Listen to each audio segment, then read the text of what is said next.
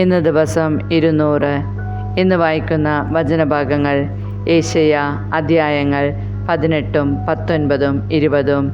നാഹൂം അധ്യായം 1, 2. സുഭാഷിതങ്ങൾ അധ്യായം 10, 25 മുതൽ 28 വരെ വാക്യങ്ങൾ. യെശയ്യാ പ്രവാചകന്റെ പുസ്തകത്തിൽ നിന്ന്. എത്യോപ്യയ്ക്കെതിരെ.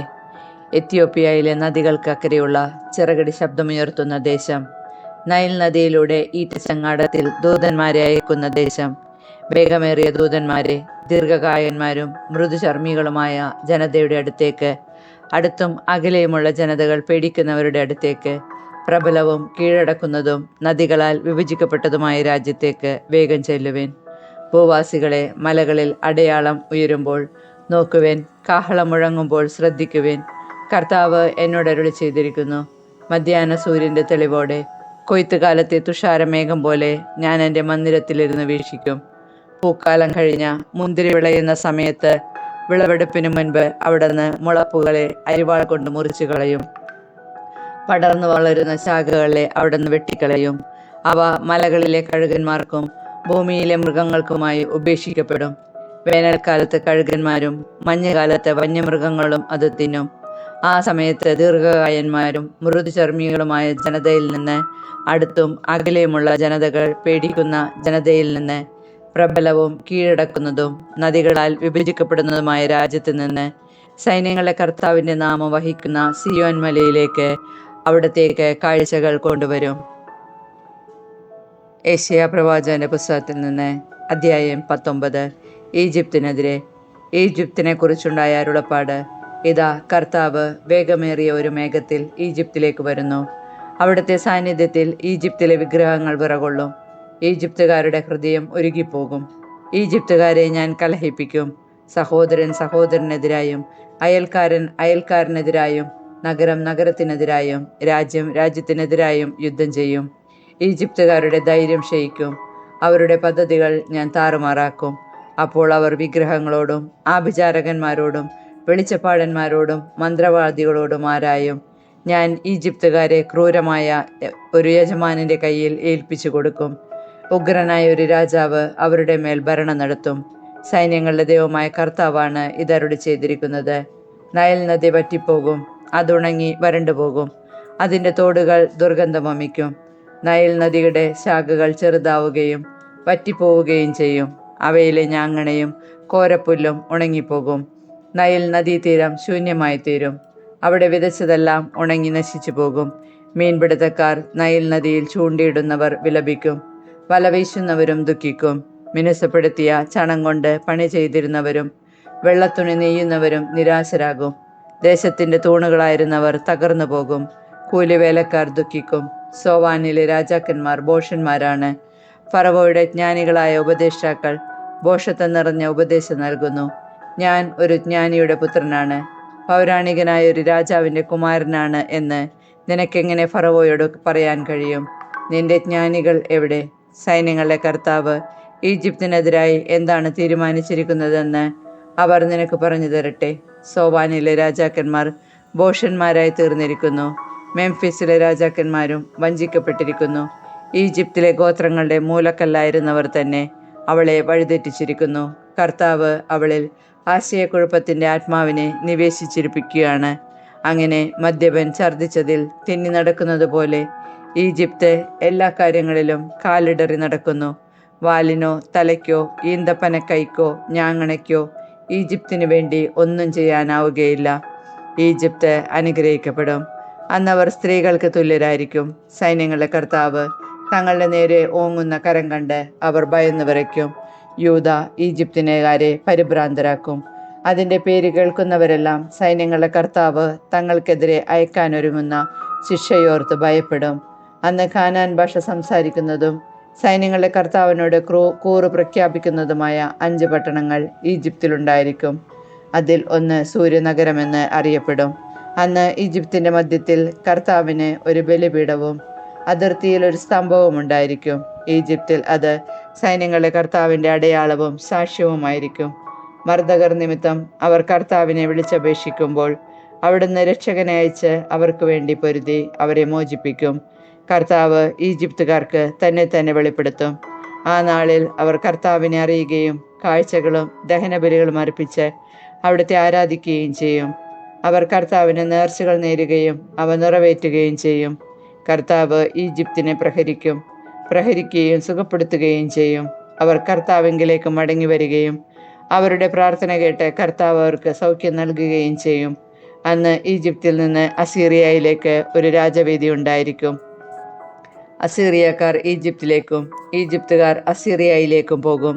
അസീറിയക്കാരോട് ചേർന്ന് ഈജിപ്തുകാരും കർത്താവിനെ ആരാധിക്കും. അക്കാലത്ത് ഇസ്രായേൽ ഈജിപ്തിനോടും അസീറിയയോടും ചേർന്ന് ഭൂമിയുടെ മധ്യത്തിൽ അനുഗ്രഹമായി നിലകൊള്ളും. സൈന്യങ്ങളുടെ കർത്താവ് ഈ മൂവരെയും ഇങ്ങനെ അനുഗ്രഹിച്ചിരിക്കുന്നു: എൻ്റെ ജനമായ ഈജിപ്തും എൻ്റെ കരവേലയായ അസീറിയയും എൻ്റെ അവകാശമായ ഇസ്രായേലും അനുഗ്രഹിക്കപ്പെടട്ടെ. യെശയ്യാ പ്രവാചകന്റെ പുസ്തകത്തിൽ നിന്ന് അധ്യായം 20. ഈജിപ്തിന് അടയാളം.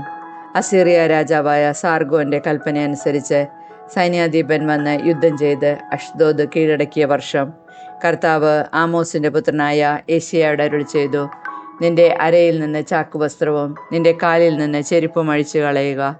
അവൻ അതനുസരിച്ച് നഗ്നനായും ചെരുപ്പിടാതെയും നടന്നു. കർത്താവ് അരുളി ചെയ്തു: എൻ്റെ ദാസനായ യെശയ്യാ ഈജിപ്തിനും എത്യോപ്യയ്ക്കും അടയാളവും മുന്നറിയിപ്പുമായി 3 വർഷം നഗ്നനും നിഷ്പാതുകനുമായി നടന്നതുപോലെ അസീറിയ രാജാവ് ഈജിപ്തുകാരെ അടിമകളും എത്യോപ്യക്കാരെ പ്രവാസികളുമായി യുവാക്കളെയും വൃദ്ധരെയും ഒന്നുപോലെ നഗ്നരും നിഷ്പാതുകരും പിൻഭാഗം മറയ്ക്കാത്തവരുമായി ഈജിപ്തിൻ്റെ അപമാനത്തിനു വേണ്ടി പിടിച്ചുകൊണ്ടുപോകും. അപ്പോൾ അവരുടെ പ്രത്യാശയായ എത്യോപ്യയും അവരുടെ അഭിമാനമായ ഈജിപ്ത് നിമിത്തം അവർ വിസ്മരിക്കുകയും സംഭ്രാന്തരാവുകയും ചെയ്യും.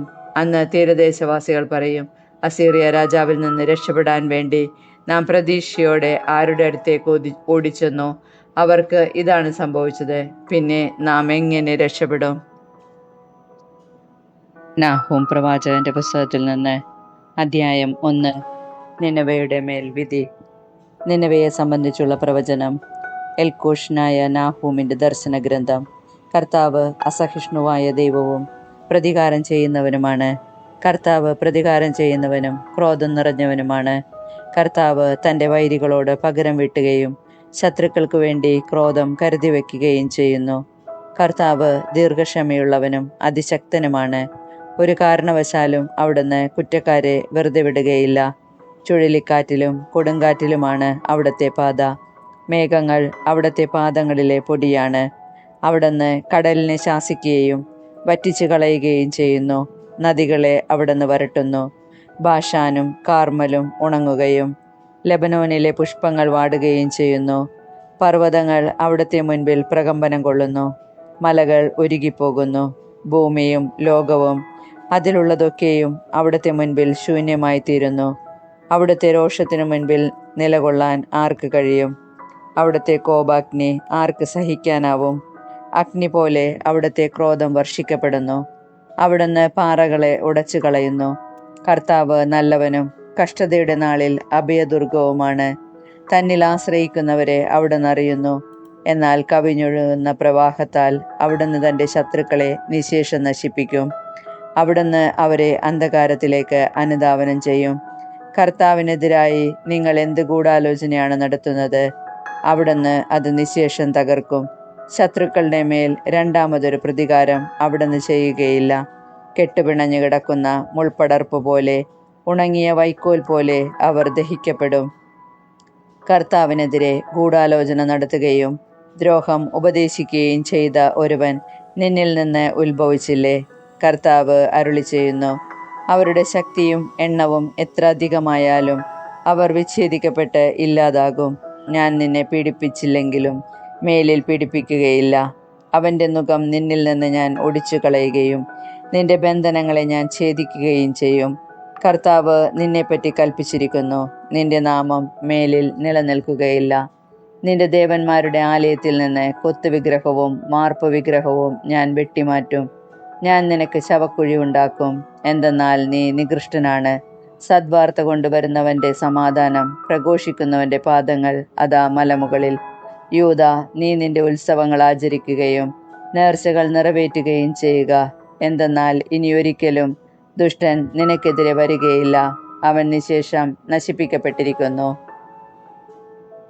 നാഹൂം പ്രവാചകന്റെ പുസ്തകത്തിൽ നിന്ന് അധ്യായം 2. നിനവയുടെ പതനം. വിനാശകൻ നിനക്കെതിരെ വരുന്നു. കോട്ടകളിൽ പ്രതിരോധം ഏർപ്പെടുത്തുക, വഴികളിൽ കാവൽ നിർത്തുക, നീ അരമുറുക്കുക, സർവശക്തിയും സംഭരിക്കുക. കർത്താവ് യാക്കോബിന്റെ പ്രതാപം പുനഃസ്ഥാപിക്കുന്നു, ഇസ്രായേലിന്റെ പ്രതാപം പോലെ തന്നെ. കവർച്ചക്കാർ അത് അപഹരിച്ച് അവരുടെ ശാഖകളെ നശിപ്പിച്ചു. അവന്റെ യോദ്ധാക്കളുടെ പരിചയ്ക്ക് ചെന്നിടമാണ്. അവന്റെ സൈനികർ രക്താംബരം അണിഞ്ഞിരിക്കുന്നു. അണിനിരന്ന് നീങ്ങുമ്പോൾ അവരുടെ രഥങ്ങൾ തീജ്വാല പോലെ മിന്നുന്നു. പടക്കുതിരകൾ കുതിച്ചു പായുന്നു, രഥങ്ങൾ തെരുവീതിയിലൂടെ ചീറിപ്പായുന്നു, തുറസായ സ്ഥലങ്ങളിലൂടെ അങ്ങുമിങ്ങും ഓടുന്നു. അവ പന്തങ്ങൾ പോലെ പ്രകാശിക്കുകയും മിന്നൽ പോലെ പായുകയും ചെയ്യുന്നു. സേവകരെ വിളിച്ചുകൂട്ടുന്നു, അവർ ചാടിക്കടക്കുന്നു, അവർ മതിലിനടുത്തേക്ക് ഓടിയെടുക്കുന്നു. ലോഹമറ സജ്ജമാക്കിയിരിക്കുന്നു, നദികൾ തുറന്നു വിട്ടിരിക്കുന്നു, രാജമന്ദിരം തകർന്നു കിടക്കുന്നു. രാജ്ഞിയെ വിവസ്ത്രയാക്കി പിടിച്ചുകൊണ്ടുപോയിരിക്കുന്നു. അവളുടെ ദാസിമാർ പ്രാവുകളെ പോലെ ദുഃഖിച്ചുകൊണ്ട് മാറത്തടിച്ച് നിലവിളിക്കുന്നു. ജലം വാർന്നൊഴുകുന്ന കുളം പോലെയാണ് നിനവേ. നിൽക്കൂ, നിൽക്കൂ എന്ന് അവർ വിളിച്ചു പറയുന്നു, ആരും തിരിഞ്ഞു നോക്കുന്നില്ല. വെള്ളിയും സ്വർണവും കൊള്ളയടിക്കുക, അതിലെ നിധികൾക്ക് അന്തമില്ല. എല്ലാത്തരം അനർഘ വസ്തുക്കളും അവിടെയുണ്ട്. ശൂന്യത, ശൂന്യത, വിനാശം. ഹൃദയം മരവിക്കുന്നു, കാൽമുട്ടുകൾ വിറയ്ക്കുന്നു, അരക്കെട്ടിൽ അതിയായ വേദന. എല്ലാവരുടെയും മുഖം വിളറുന്നു. സിംഹം ഇരയെ കൊണ്ടുവരുന്ന ഗുഹയും സിംഹക്കുട്ടികൾ നിർബാധം വിഹരിക്കുന്ന മാളങ്ങളും എവിടെ? സിംഹം തൻ്റെ കുട്ടികൾക്ക് വേണ്ടുവോളം മാംസം ചീന്തിക്കീറി വച്ചിട്ടുണ്ട്. സിംഹികൾക്ക് വേണ്ടി ഇരയെ ഞെരിച്ചു കൊന്നിരിക്കുന്നു. ഇരയെ കൊണ്ട് അവൻ്റെ ഗുഹയും ചീന്തിയ മാംസം കൊണ്ട് മാളവും നിറച്ചിരിക്കുന്നു. സൈന്യങ്ങളുടെ കർത്താവ് അരുളി ചെയ്യുന്നു, ഇതാ ഞാൻ നിനക്കെതിരാണ്. ഞാൻ നിന്റെ രഥങ്ങളെ കത്തിച്ചു കളയും, നിന്റെ സിംഹക്കുട്ടികൾ വാളിനിരയാകും. ഞാൻ നിന്റെ ഇരയെ ഭൂമിയിൽ നിന്ന് ഛേദിച്ചു കളയും, നിന്റെ ദൂതന്മാരുടെ സ്വരം മേലിൽ കേൾക്കുകയില്ല. സുഭാഷിതങ്ങൾ അധ്യായം 10, 25 മുതൽ 28 വരെ വാക്യങ്ങൾ. ദുഷ്ടൻ കൊടുങ്കാറ്റിൽ നിലം പതിക്കുന്നു, നീതിമാനോ എന്നേക്കും നിലനിൽക്കും. വിനാഗിരി പല്ലിനും പുക കണ്ണിനും എന്ന പോലെയാണ് അലസൻ തന്നെ നിയോഗിക്കുന്നവർക്കും. ദൈവഭക്തി ആയുസ് വർദ്ധിപ്പിക്കുന്നു. ദുഷ്ടരുടെ ജീവിതകാലം പരിമിതമായിരിക്കും. നീതിമാന്മാരുടെ പ്രത്യാശ സന്തോഷപര്യവസായിയാണ്. ദുഷ്ടരുടെ പ്രതീക്ഷ നിഷ്ഫലമാകും.